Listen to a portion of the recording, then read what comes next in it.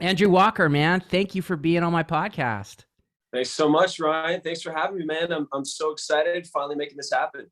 It's great. It's great. Well, I got a lot of questions for you, and I know you have a lot of answers for me, but I want to just real quickly talk about how you got on my radar and how I became familiar with you. I want to just set the stage for just a second, right? Okay, yeah.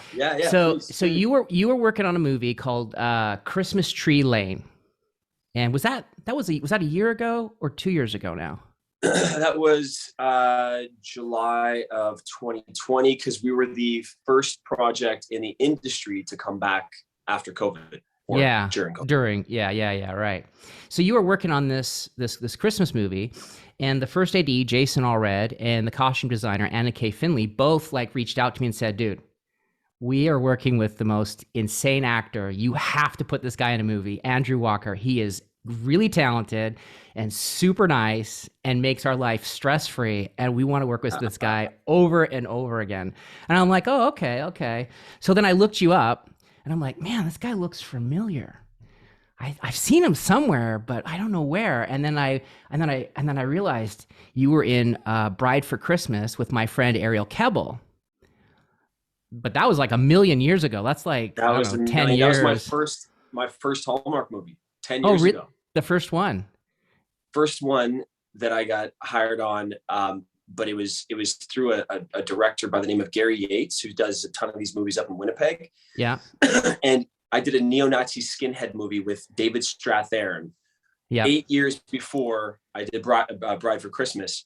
But he saw this indie film that I did. There was a two-hander, like shot in Montreal, and he somehow thought that I was the guy for Bride for Christmas that he had to have after seeing my performance as a neo-Nazi, as a skinhead in this movie. I was like, okay, man, well, thank you, Yeah. and that's how 21 movies later, that was the first movie I did. So that's a big movie for you in the sense of just opening up your career to a lot of the movies that you do now, obviously. Yeah. Yeah, it's a whole world that I never even knew existed, to be honest. Like Yeah. these, the Yeah. MOW world and also Hallmark, and so I was more just the traditional type of things that you do is like you do the guest spots on, when you come to LA, it's like you have to be on one of the CSIs, you have to be on ER, you have to be on, I did all this. I did CSI Miami, CSI New York, Right. ER Without a Trace. I did all these guest spots. I did a bunch of pilots, did pilots that got picked up for 3 episodes, then didn't go. 7 episodes didn't go. And then I was shepherded into the Hallmark world, and didn't realize how much of an old school kind of studio feel that they had, Yeah. or the way that they Yeah. treat their actors. They have this stable of actors that they continue to use, the ones that they feel like they want to continue to work with. And that was something, what Jason, I guess, had mentioned on set. Like, I might not be, which I like. I put the work in to bring the best quality acting to every role, and to bring my own opinions, my own thoughts, and my own creative juices. But ultimately, I think this business has so much to do with who can like get the job done, and also have finish the day with a smile on your face, and like have fun while doing it, be in the trenches. This is such a team effort, that I really feel like a lot of actors sometimes don't realize. People, not even actors, directors, producers, sometimes they're, and I feel like this is, I like to pride myself as somebody that's very easy to work with, collaborative. And fortunately, I've been able to have a lot of support from Hallmark in them noticing this quality, I guess, and hopefully, them saying that I also do a good job on the front of in the front of the camera as well. Yeah. Yeah. They keep using you. You've done a lot of these kind of films, the rom-coms and the Christmas movies and all that. You've done other stuff too, like you just mentioned, Yeah. the guest stars and things like that. And what I was gonna ask off of what you just said was, a lot of these movies that you do, you're either number one or number two on the call sheet, and And it took me a long time to realize this, but as a director, there's a responsibility to help set the tone on set, as the director, because it all trickles down from there. But in addition to me as the director having to do that, really the number one and the number two on the call sheet also have to help with that. There's a responsibility there in some ways to be like, hey, I got to help set the tone for everybody else because everybody else is looking to me because I'm the lead actor on this movie. Do you feel that Absolutely. responsibility? Yeah, I think it's a subconscious responsibility. It's something that's just like behind it. I don't go in feeling like, okay, I have to really make sure that everybody feels. I just be myself, connect with people, and ask people their names and how they're doing every day coming in. And I think just it's more just leading by example in a way, as opposed to just having some sort of response like this, like a Yeah. burden of responsibility that I take on. I try to know my lines every coming in, so the days aren't going long. We're not wasting money. I try to have a good, have a decent rapport, because these things happen so fast. I mean, these MOWs, the Hallmark Lifetime. I mean, a lot of the Yeah, like format 15 now, the 15 days. days, Yeah. 12 to 15 days. Even some people are doing 12 days now, but more 15 days for Hallmark. I try to do my homework beforehand with at least having some sort of rapport with the leading lady as well that I'm going to be working with. So if it's us just going for lunch or dinner, or working a few days before we jump on set, that helps a lot as well. But yeah, no, I 100% agree with you. It's the tone. It sets the tone for everybody else. Director, the producers, the number one, number two, really the core cast, whatever that is, up to the first five. But if you have somebody who's number one, number two, that's just not great, and they're not, doesn't have a great approach to dealing with Yeah. people and how to be Yeah. collaborative, then it puts a burden on the whole thing. It just puts a damper on everything. Yeah, yeah. Well, and just like you said, I think it just naturally it's a part of who you are, and so you don't necessarily have to think about it outwardly. Like, okay, here's 5 things I need to do to help set the tone. You just, as a person, you just already do that. Like you already mentioned, you got to get in the trenches. You got to be prepared. You got to be aware of those around you and how hard they're working. Whether they're a Yeah. PA or a producer or a boom op or whatever, their job is also equally hard, just in a different way, and just just making that family vibe.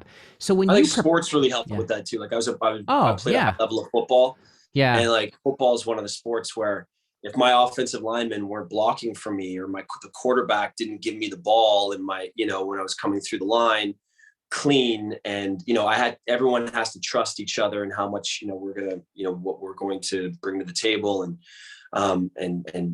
we're all going to be there for each other. So Yeah.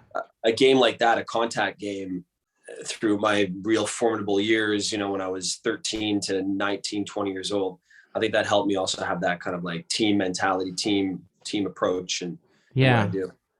Yeah, I guess you'd still be playing football maybe in the CFL if you hadn't blown out your ACL, right?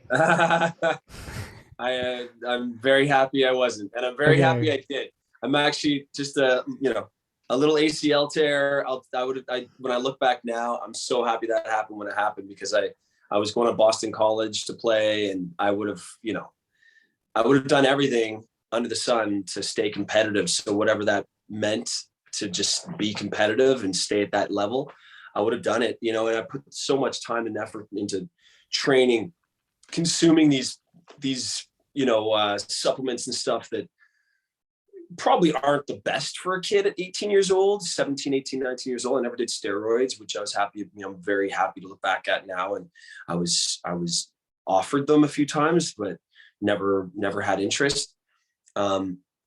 But yeah, anyways, I'm so happy I didn't, because I look at my friends who all played football at Michigan and Nebraska and Florida State. And out of the year that I was playing football in Montreal at this CEGEP, which is kind of like a junior college for Yeah. Americans, Yeah.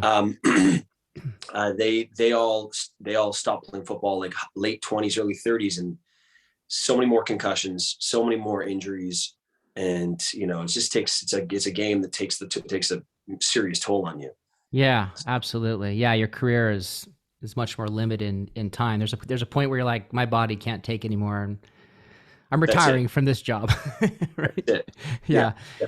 Acting is also brutal, especially on a 15-day shoot or a 12-day shoot, but it's brutal in a different way, and usually you There's can been recover over. from it. Yeah, yeah, You can, yeah. you can recover from it. Yeah. Yeah. Yeah, yeah.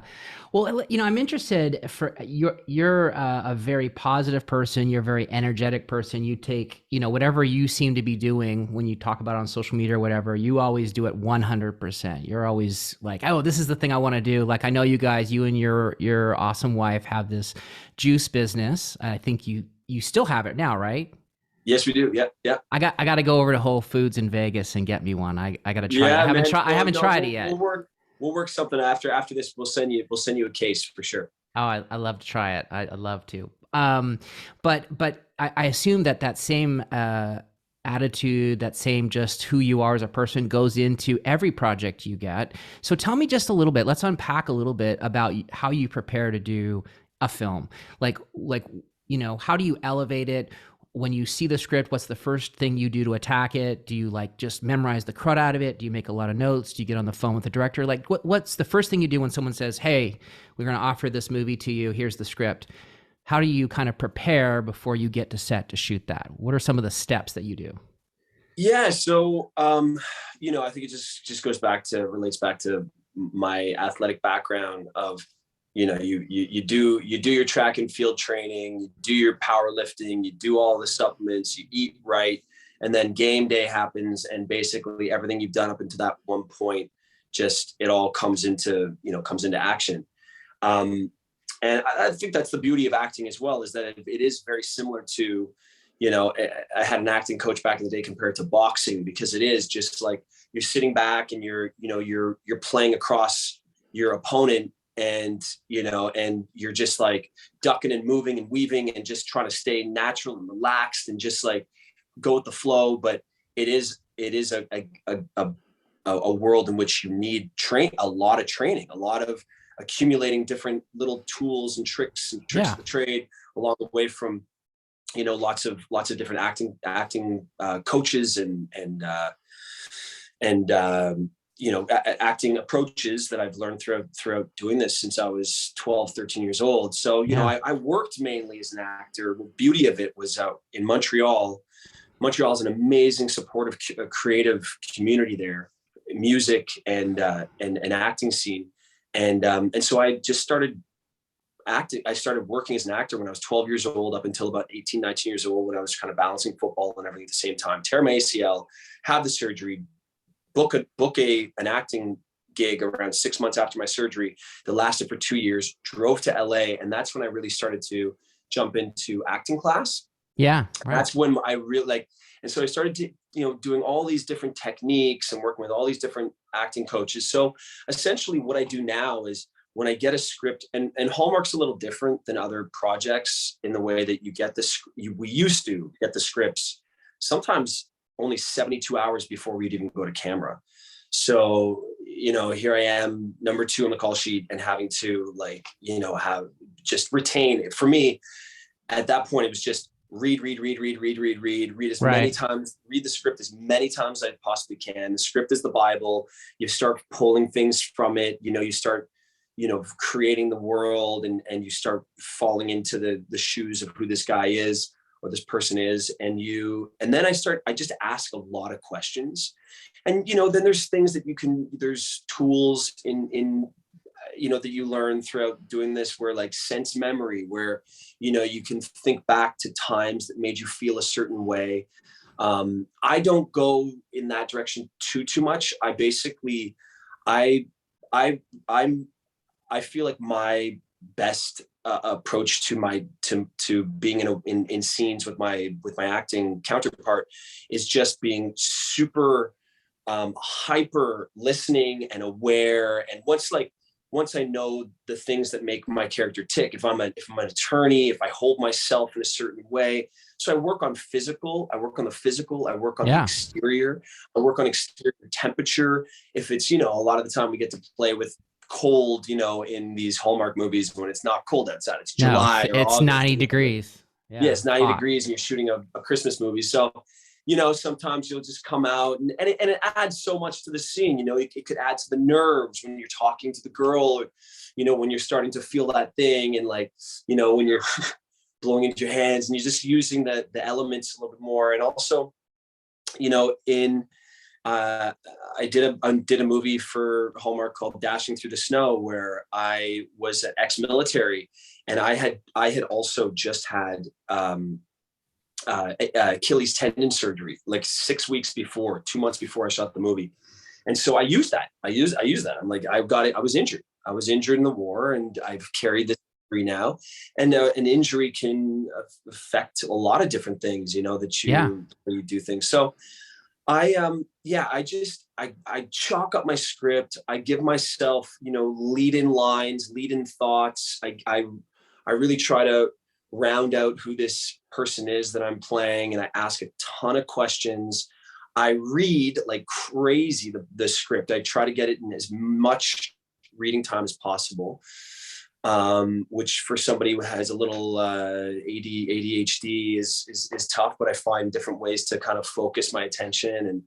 And and then 3 days before going on set, that's when I start narrowing down. So you get your day out of days on these things. So for people that don't know that, it's just basically what your weeks look like, or your days look like each day. So you know what you're shooting, which scene you're shooting each day. And so I will focus 3 days before I go to camera. I'll focus on my first week. And then 2 days before I go to camera, I'll focus on my first 3 days. And then the day before I go to camera, I'll focus on my first day. And then, so I've really, hammered out like what's happened, more or less what's happening in that scene. Yeah. And I always revert back, in the script, what's happening with the scene before, and even 10 scenes before, right, to where we are when we lead into, and just kind of know what I'm doing with leading in with that energy, and that's a lot of the time that those are some of the details that I feel like in a Hallmark movie sometimes are difficult to kind of track, because you only get so much time to indulge in the script, That's great. You just shared some awesome little tips and things. It was interesting to see your process of how you prepare and everything. Sometimes people don't realize, especially when you're in most of the scenes of a movie, for these ones that are shot so quickly, that you work a 5-day week and everybody goes home, but technically you keep working the whole weekend. You're preparing the next week, and so you really don't get a day off when you do these 15-day shoots, especially if you're in most of the scenes. You have so much memorization you have to do to just prepare, and it blows my mind, all the things that actors have to do. But I feel so bad for actors where it's like, okay, well, it's the weekend, enjoy your weekend, and they're like, yeah, I'm just going to be sitting in my hotel room just memorizing for the next few days. Exactly. But it's so really bad. Neat, it's really, don't feel too bad. Don't feel too bad. I'm doing the kind of the same thing. I'm getting in my car and I'm double checking the locations. I'm making sure that everybody's ready for next week. I'm reading my scenes. I'm thinking about all the things that actors are going to ask me that I should probably have an answer to, so I don't look stupid. And I'm working too. Hey man, we could all feel bad for each other, right? I feel bad for the transpo team that have to, when I say when I say night guys at 1 o'clock in the morning on a Friday night, I know transpo is working another 4 hours, moving trucks to a different location. And then they also have to be back at 4 o'clock in the morning on the Monday. So they get no weekend. Yeah. And I feel bad for the directors I work with as well, because they're not really sleeping. They're sleeping, but they're not really, they're having to dive into work as well. So we're all having to do the same thing. And that just goes back to having the utmost respect for every single person on set, because everybody is just busting their butt to try to make this thing be the best it can be, and so a beauty of acting, though, which is kind of therapeutic in a way, is that a lot of acting coaches that I've worked with, it's staying present in your day to day as well. Like when I'm brushing my teeth, just not checking out and brushing my teeth, and the action of brushing your teeth, you do this in a film, and the things that you could be thinking about, and the different ways you could brush your teeth. If you're thinking about, if you're approaching whatever scenario in your life could be different. The Sure. people I talk to my dad differently than I talk to my sister, than I talk to my niece, than I talk to my wife, than I talk to, so like sometimes I'll catch myself in a conversation and I'll be like, oh, okay. So this is the cadence and this is the type of where my voice goes when I'm talking to my dad. I always go a little higher when I'm talking to my dad, like, oh, hey dad, how you doing? How's it going? And it's like a little more like that with my wife. It's a little calmer, with my kids, different way. Yeah. So acting is really neat that it keeps us super present in it's the best way I could describe it as an inside outside thing. Like you're aware of your exterior and the things that are happening around you. And then you also have to be like, check in and go, oh, wow. Okay. How does this make me feel right now? So Well, I think that's kind of cool. It's kind of cool that you're talking about being present, because that, I think, goes right back to the idea of the sense memory. Because you're present when you're not on set and you're thinking about those things and observing yourself, then you use that as sense memory when you do the movie, and then your performance is present. I could be more. Talk to my wife. She's like, why don't you listen?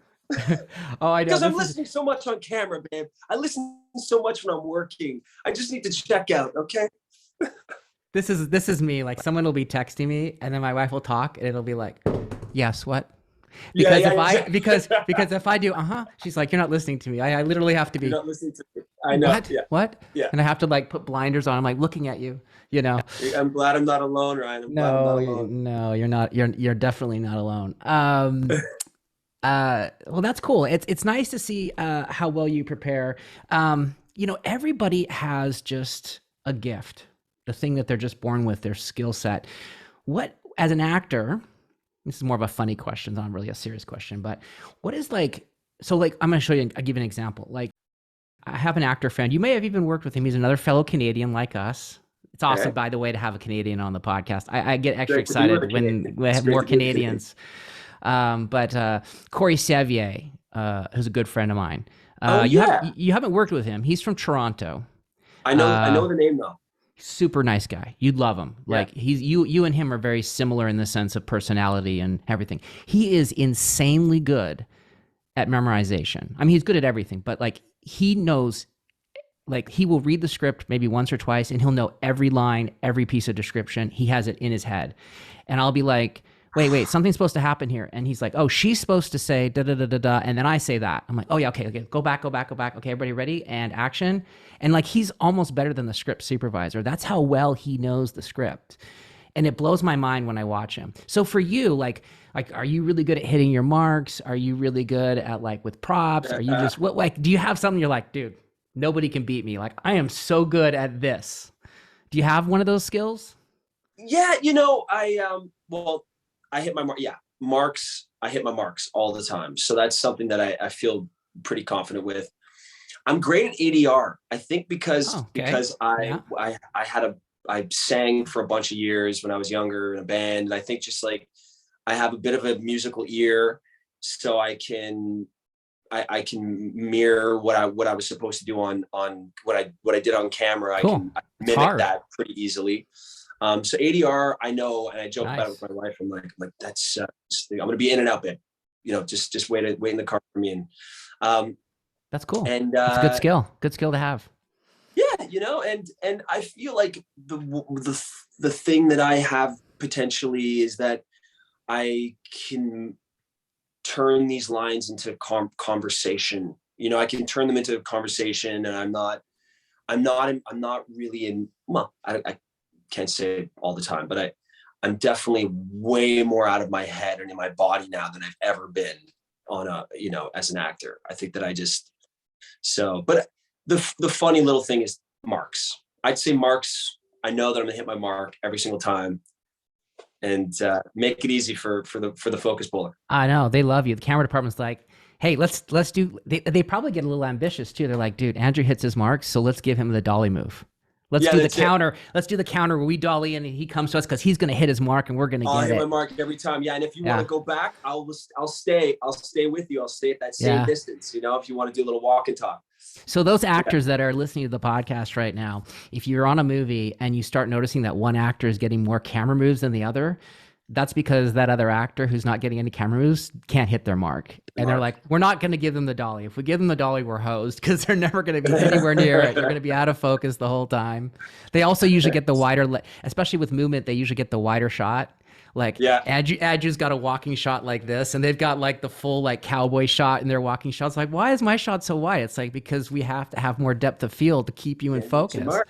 Yeah, Actors don't and I think realize that things these that I've games are learned being played. totally. You know? Yeah, and So, just I try to also, I'm pretty aware of this, is not getting in my leading lady's light. yeah. So I'll always kind of do like one of these and just make sure that I'm not ruining her, her beauty. Yeah, that's the funny thing that you say that too, because like when I work with actors who are more new to it, I'll say, "Hey, look at this right now. You look at this actor that you're facing. Notice how when you move to the right, what happens? Oh, there's a shadow on our face, right? Look what happens when you lean to your left. Okay, you're the gaffer for this scene, okay? So Yeah, yeah, you yeah. control the light. So if you want this actress, that you're opposite, liking you after this movie, you better stay out of her light, you know? So I've That's had it. that conversation with actors before, like, okay, got it. I'm the gaffer. Got it. And they're kind of like, okay, there's the light. Oh, there's the light. Yeah, It's yeah. kind of funny, but It's man, there's so it's much tricks. nuance that people don't know about, when Yeah. they're just, your marks, the light, your light, your leading person, your counterpart's light, just then you tack on the lines with being natural and the props. You throw a couple props at an actor. Whew.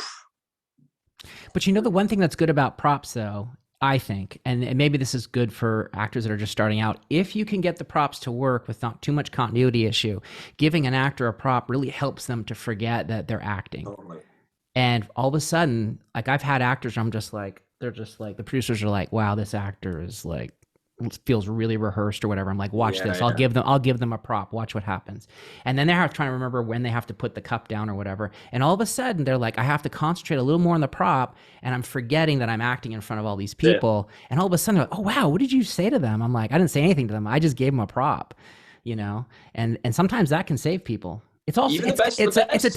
double-edged sword. Sometimes it's not fun, but sometimes it works. Look at Brad Pitt. He eats in every movie. He's That's like, true. he's Yeah. always eating something. He's all, yeah. Yeah, that is true. So let me ask you this. So you've done a lot of movies, quite a few in Canada. What's your favorite city to film in? Do you have one? Well, just because I shoot there, I'm a creature of habit, and I do like checking out new cities, but I'm also a big skier. So the best city, the best city that I could possibly shoot in is Vancouver. Oh, And really for me, it is the perfect place. It's on the same coast as my family, so same time I can zone. spend breakfast same time zone. So I can have breakfast in the morning time on the way to work with my kids at like 7 o'clock in the morning, 6:45 in the morning when I'm driving into work. And I bring my skis up there. I go to Whistler, Blackcomb, ski Yeah. when I have some time off.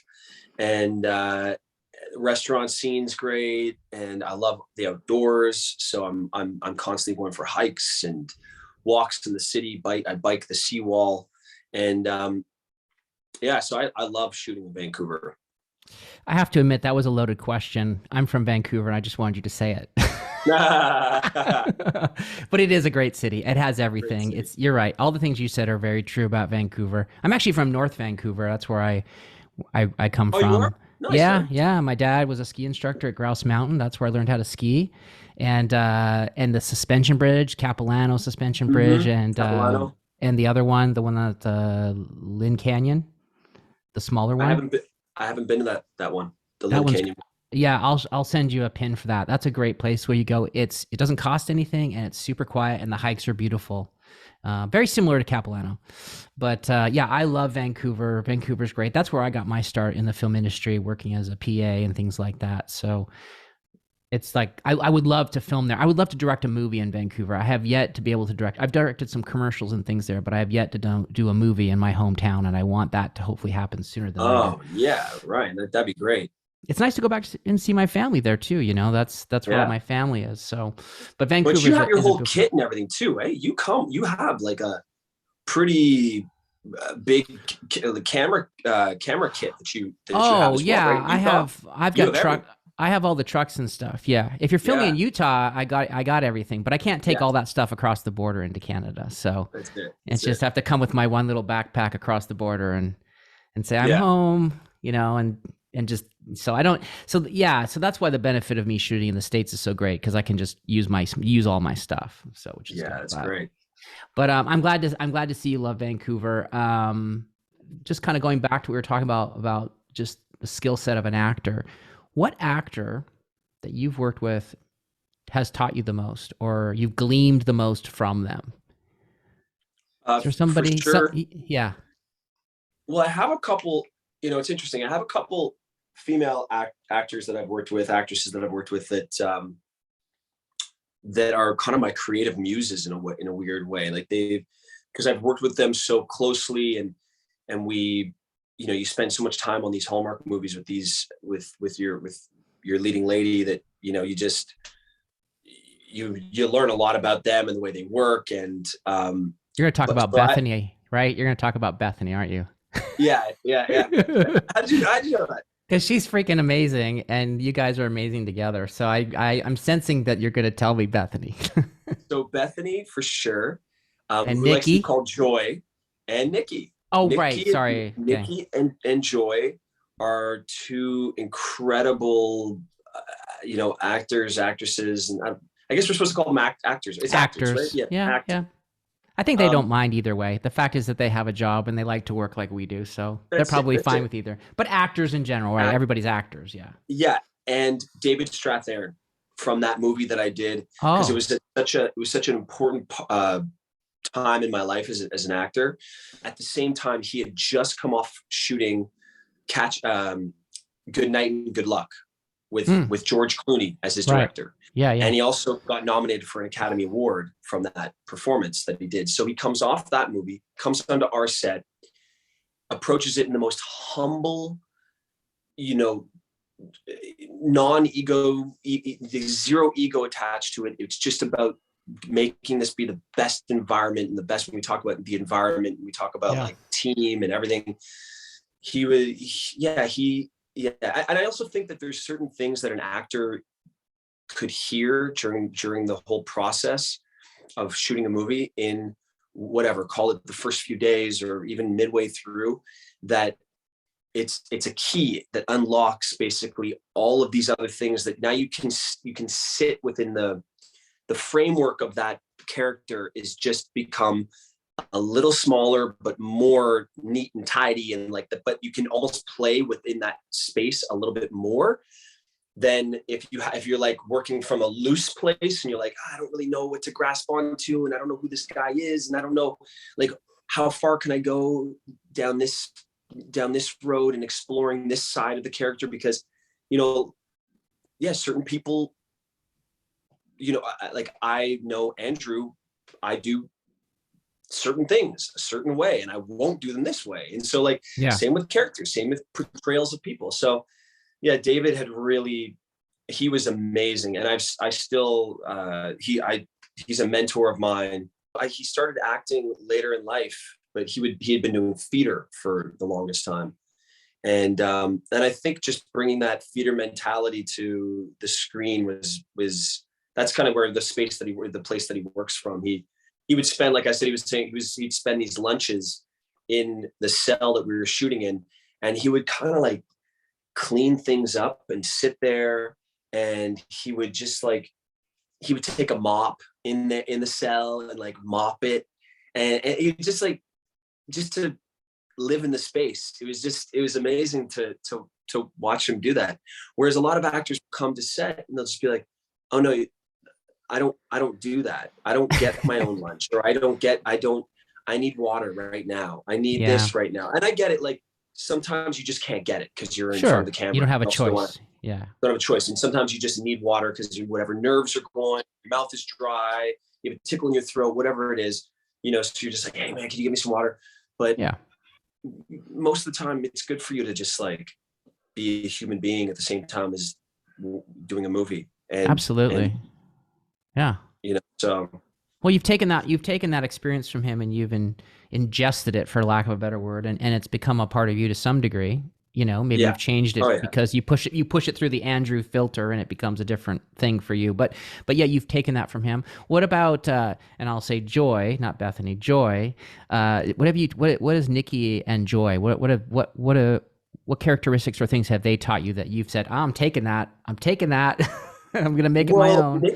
yeah, Nikki has an incredible work ethic, and she's also an acting coach. So she approaches things in, she brings a lot of technique to our homework, Yeah. and she'll like attach these certain things, and a little bit more, yeah, a little more. The best way I can put it is a little more technique driven, and then we throw it all away. Once we get on set, but we've already gone through the technique, and I love it because it's like I should be paying her to be on set with her, whereas Joy is a little more fluid in her process, but she's all about like it has to really feel right. Like it has to feel like, let's run some lines. Okay, that doesn't feel right that I would do this, and you would say that at this point, and I'll be like, okay, well, let me try this.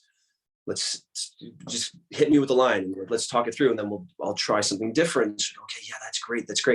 And she, you can see it in her performances. She's just very off the cuff, and just like it's like she's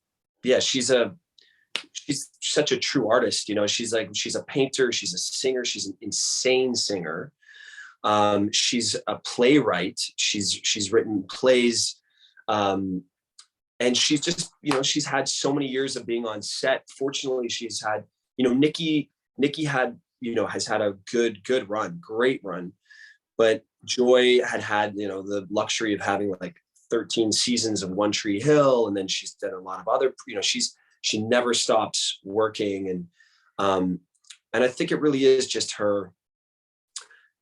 Yeah, it's just her off the cuff way of doing, like, just more. It's all about connection, and it has to feel right with her. Whereas Nikki's like, let's go into this with a little more technique and a little more structure, and then let's throw it all away. But when I'm working with both of those girls, I feel like they have my back in any way, in anything that I do, any way that I say a line, anything.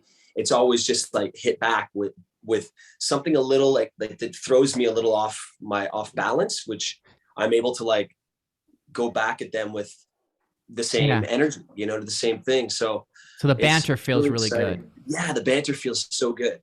Yeah, that's cool. That's cool. And it's nice to see that, you get to work with people like that care about their characters and are thinking about their characters. What came before this scene, what came after, asking a lot of questions like what you mentioned at the beginning of the podcast, asking a lot of questions, not just maybe asking to the director or the writer, but asking of yourself as the character, asking yourself a lot of questions so that you feel organically able to do things off the cuff that, yeah, that feels right for the character because I did the homework. I processed and thought about this before I came, and now I don't have to think about it because it's just coming out naturally. The questions are the biggest extraction, or the most informative way to be able to dive into a character study. Questions. Yeah. Ask tons of questions about what's happening here, who the person, where they are, what city is it in, what time of year, where, what year is it, all these things, that what kind of parents does this person have, what kind of, just like all these things. The more questions you can ask and the more answers you have to them, the more well-rounded, the more, the easier it will be to portray somebody authentically. Yeah.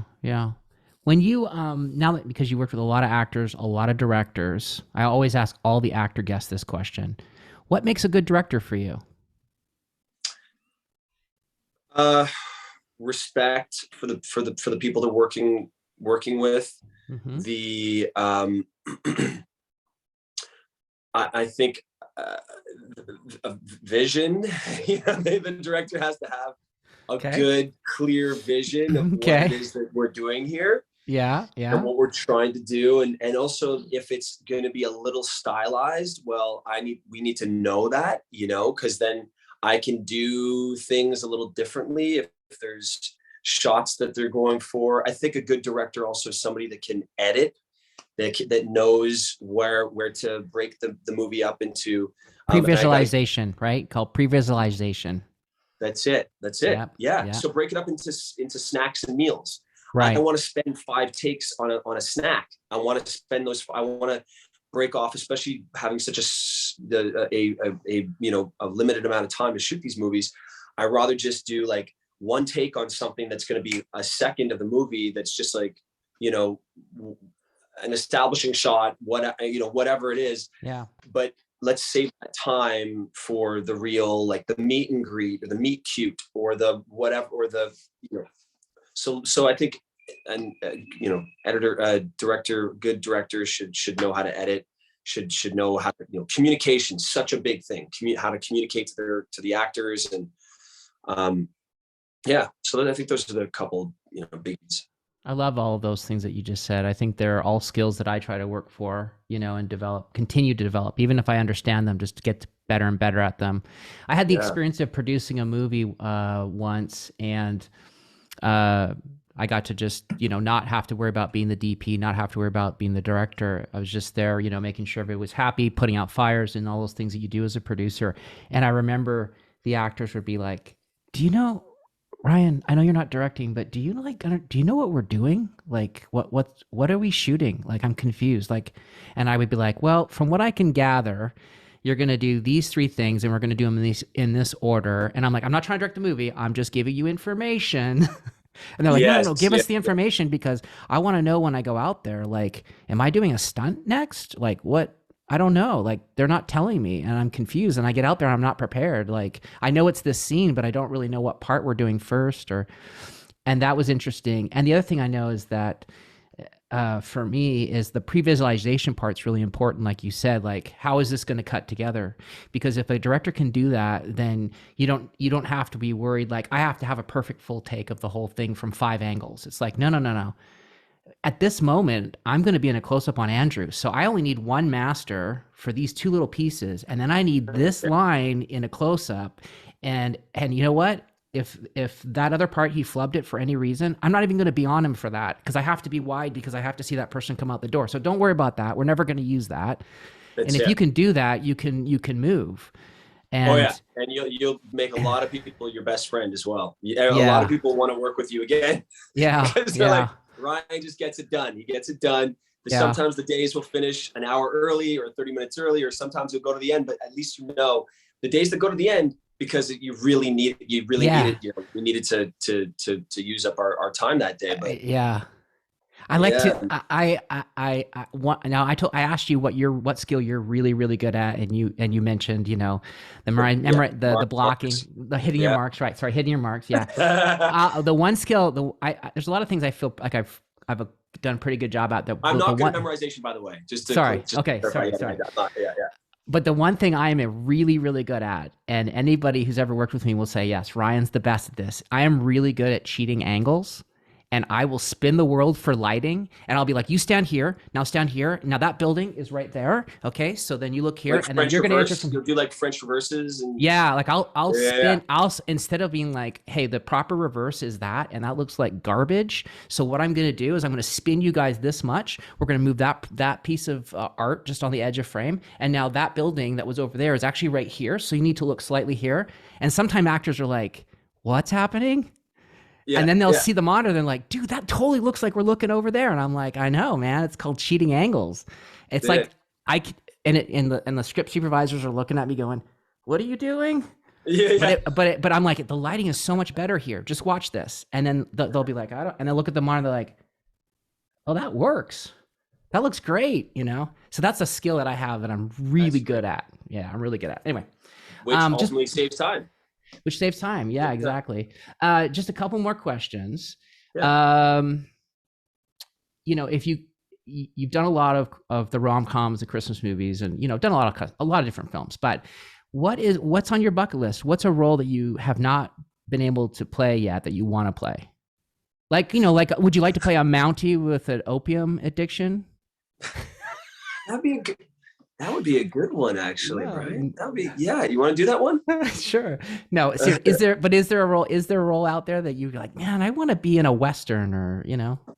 Yeah. Well, look, man. Fortunately, I've been in 3 westerns, and Oh, I okay. absolutely love westerns. Probably my favorite one was the one I shot up in the Yukon. That one where the Mountie that had the Yeah. opioid addiction. Yeah. Uh, I've done so many. I've done so many different roles, different characters, played so many different characters. I think, if I were to, I think easier response would be an actor that I think has had an insane career that I absolutely would love to play every single movie that he's done. I would love Okay. to do. Tom Cruise, man. Yeah. Born on the 4th of July. Yeah. Top Gun. I mean, like the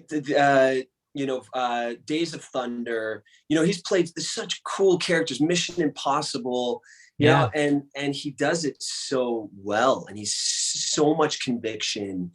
And it might be a little cheesy to say, but I really love, like, that guy's career is he's like a true movie star. Not that I love that I can go outside and I live a life that nobody really knows who I am, and I can go around and if I go to the Midwest at a Target or something, people will know most of the times know who I am.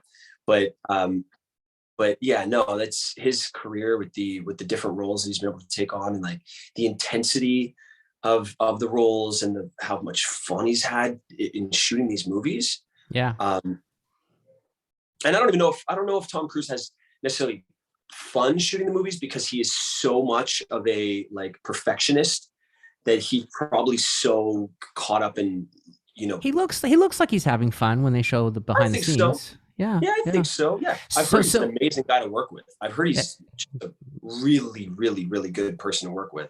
That's what it seems like. Yeah. So if they decide to make Oblivion 2 and they offered it to you, you'd take it in a heartbeat. Take it in a heartbeat. I would love to direct that in a heartbeat. I gotta watch the first one first. It's so good. It's a post-apocalyptic story. It's very kind of small but beautifully done. Directed by the same guy who directed the remake of Tron. Very beautiful, very futuristic style. Yeah. Okay, here's a speed question for you. Okay, so don't overthink this. Okay, all right. You've got family members that are important to you, that have helped you, have supported you in your career. If you could make one movie for each of them, what would it be? So let's go with your dad. What would your dad like to see you do for a movie? Western. Another Western. Okay. What is mom begging you to do? Mom's begging me to do Harrison Ford, like what's that movie that he did with it was a rom-com, it was a One Woman's Name. It was a remake of a movie. Oh, right. Sabrina. Sabrina. My mom would love me to do Sabrina. Okay. Your awesome wife, Cassandra, right? That's your wife's name? Cassandra, yeah. What does she want you to do? She doesn't watch any. She's like has no opinion about TV or film at all. She just doesn't. It's just like okay. Okay. I think she wants me to continue to do what I'm doing. She wants me to do 15-day shoots, come home happy, right? Yeah. And be able to watch the movies that I do with the family, because we watch my movies with the kids now. Yeah. So and then you've got your two little boys. What would they like to see dad in? Oh man, West would love to see me in Top Gun. Oh, okay, because Top Gun theme song, that do do do do do do. That's like our driving to school song, and he's blown away. He's like, he still doesn't understand. He's like, so Daddy, so the fighter pilots, they listen to that song. Every fighter pilot listens to that song when they're in the airplane. I said, no, just Tom Cruise. That's a Tom Cruise movie, buddy, called Top Gun, and that's the theme song in the movie. And so he's still trying to wrap his brain around, but he's like, Daddy, are you gonna do a movie like Top Gun? He's asked me, you're gonna do a movie like Top Gun? Are you gonna be a fighter pilot? And I was like, who knows? Maybe. That's fine. And then what about your other son? What about my other one? He's 2, so maybe a Spider-Man movie. Maybe guest star in Barney. I don't know, Barney and Friends. It's like, hey, there's Dad by the dinosaur. There's Dad. Yeah, exactly. Yeah. Any aspirations to direct at all? Not so much, man. I would like to. I get the opportunity to direct in some of these to direct. I loosely direct, give my input. You know, for example, this last movie I did with Nikki, Curious Cater, we would come on set. We were given the leeway to block the way we wanted to block it, and then the director would stand there and say, "Okay, guys, this is great. You ready? Can I bring cameras in?" Then cameras would come in. They'd take marks with the blocking that we did, Yeah. and then we'd shoot the scene. And producing, I've produced a couple movies. I produced a documentary a long time ago, and then I produced one movie for Hallmark called Love and Design with Danica Miller, and I did a lot of I was part of the creative process before the project went to camera, and just like I am with Ange, you know, we're working on a movie right now, which is an awesome concept. And I've been in the development process with her and this other producer up in Vancouver named Stephen Harmony. And so I'm kind of satiating that desire to produce and direct in that way. I just don't want to jump on a set without, like, I really like to know every aspect of what I'm doing. I would want to shadow a director 10 times, 20 times before I decide to direct my own film. I definitely have creative vision when I'm coming into things, but I like, to be honest, Ryan, I like building products. I like building brands. I like having like an idea for a brand, and then doing all of helping with the artwork and the design and the strategy and bringing it to life, as opposed to film. I like to do it with products, and that's what the space that I like to work in now. Well, you're a world builder, my friend. That's what that's called. World building. You like to take creative idea and build it, right? I get that. I get that. A farmer, maybe a farmer in more layman's terms. I plant the seed, I water it. Yeah. You bring some sunlight. Yeah, you bring some people to help you to do it. Yeah. You just mentioned Ange Olszewski, and for those that don't know who she is just breaking out right now. Last year, she wrote a movie that I directed, a Christmas movie that was on Lifetime called Fiancé for Christmas. It was awesome. Awesome script, super fun. She's super talented. Marie Osmond, right? Marie Osmond was in it, yep. And Andrew Walker was smart enough to say, this lady's talented. I must work with her, and you're gonna get to do the next project with her, I'm sure. And it's gonna be insane. So I'm putting my flag in the ground right now, saying Angeline Olszewski is insanely talented, and she's gonna blow up here in the next year or so, and everyone's gonna want her, and I'm gonna be like, hey, I got her to help me with my film first. So anyway. And I'll be going back to her going like, Ange, can you hire me in your next movie, please? yeah. And she has aspirations to direct too, and I'd like to see her do that, because I think she has really great ideas. And so she has great ideas. Yeah. So just as we're wrapping up here, you have a movie that just came out, Dying for Chocolate, right? Written by Aaron Mott Dobson. Aaron Dobson. Yeah. And then John Christian Plummer, who's a friend of mine who I've actually worked with before. No way. Yeah, he's great. He's fantastic. He's actually been on the podcast. He's a great guy. I still haven't met him. He's so nice. He lives, I think he lives out New Jersey or New York area. Okay. So he's fantastic. He's written a bunch of stuff for Hallmark, a whole bunch of stuff. Yes, he has. Yeah. And they're hoping that he will write the second movie that we do. And that aired on which of the Hallmark ones did it air on? Sunday, Movies and Mysteries. Movies and Mysteries. Right. Well, we're basically at the end. Now that you've been on my podcast, Filmmaking Friends, if you were in charge, Andrew, of the next guest, who do you think I should have on this show? Oh boy. Well, it depends. Who was the previous guest before me? Jesse Garcia from Michael Bay's Ambulance and Narcos. Actor. Okay. Yeah. Somebody you know. Somebody you know. Can't just be like Brad Pitt. It can't be Brad Pitt. It's got to be somebody that you've worked with. Yeah. I love Tyler Hynes. He's my I don't know if you know that actor, but he's my wife's cousin. and great, great guy. And you and him would nerd out, man, on the technical side of things. He's going to direct. He's going to direct some Hallmark movies coming up, and he's also really talented when it comes to like lighting and the visually. He brings a lot to the table on Okay. these Hallmark movies. I'm going after Tyler Hines. I'm going after him. Gonna make it happen. Get him on the podcast. Okay, my last question. I'll make an intro for you guys. Okay, cool. So here's my last question for you, sir. Where can people find you on social media to see your shenanigans? Where's that? Oh, lots of shenanigans going on over here. Yeah, where's that? AWalk35, that's 2Ks on Instagram, and AWalk35 with 1K on Twitter. And I have a fan page group that there's a woman that runs it, Debbie. And she always puts up new content. I'm sending her stuff that you wouldn't necessarily see on social media and behind the scenes, stuff that I'm doing and our family and whatnot. And that's Andrew Walker Official. And that's a fan page group on Facebook. So you can go to all three of those places and take part in my journey. Awesome.